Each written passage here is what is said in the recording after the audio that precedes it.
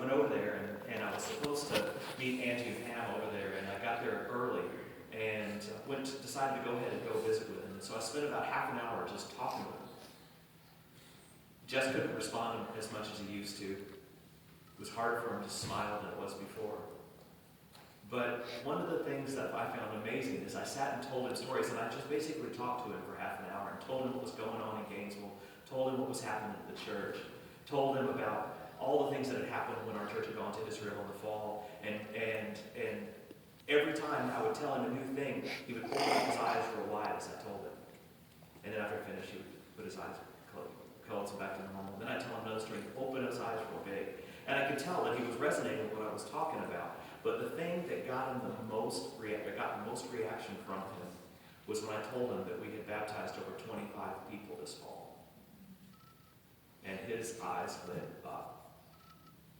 And it made my day to see that he was excited about that, about people coming to know Jesus and committing their lives to him, as he had done and lived his whole life. But he kind of loved doing it. In fact, he always competed with everyone who was working with him to see if he could bale more hay than anybody else. One of the funniest things, though, to me, though, as we began to talk with the family about things about Jess's life, was that they believe he's the only person that ever actually enjoyed picking cotton by hand. I know my dad did that. He didn't enjoy it. Jess did. He went to a one-room elementary school, graduated high school, and then he went into the Army for 2 years. As we said before, he loved his country, and it was a privilege for him to serve. You keep hearing that he was a patriotic person, that he loved the national anthem. But anything resonating with his country, he was very proud of being from here. Jesse moved to Denton after he got out of the Army for work. And he started going to church at First Baptist Denton. And there, he met the woman of his dreams in Nan. He waited for her after service on a Sunday night, just so he could get her telephone number. She gave it to him. And he called her. She was out, though. These were back in the days where I guess there was a landlord that had access to the phones at the apartments where Nan lived. And the landlord took down the number for Jess, gave it to Nan. Just one problem. It wasn't Jess's number. It was a fraternity house in North Texas. And so she called it, being nice and calling it back.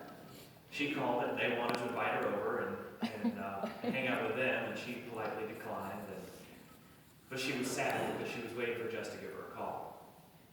Luckily, he didn't think he was spurned. He called again. And they went out to dinner on their first date. Nan ate beforehand, before the dinner started, because she didn't want Jess to have to pay. And so she just sat, I guess, while Jess ate. After dinner, they kept talking. They didn't realize for a little while that the restaurant had closed. And they were the only ones there, and the restaurant stayed open so that they could get to know each other. Well, apparently the owner of the restaurant did him a big favor, because that evening turned into a life of love. 62 years of marriage. They only dated for 4 months before they got there, but they clearly knew what they were doing 62 years suggest, right? And so they began a life together. They were married the day that she graduated from college. They moved to Gainesville. They had 5 kids in 5 years. They were not messing around. They never had a whole lot. But Jesse and Nan made the most out of whatever they had. They scrimped and saved to make sure they could take the kids on vacation, to make sure the kids always got Christmas gifts. One of the key things that I remember from talking to Jess about Nan when we did her funeral was that everything revolved around Christmas. That just special times they had with Jess reading a Christmas story, her making cookies, all kinds of different things. But they wanted to make sure that their kids didn't feel like they didn't have anything. And so they worked at it. They joined First Baptist, and they were here in Gainesville in the early 60s. Nan's favorite verse that Jess told me was John 3:16. But honestly, I think they both lived by 1 John 3:16. It says, by this we know love, that he laid down his life for us, that we ought to lay down our lives for the brothers.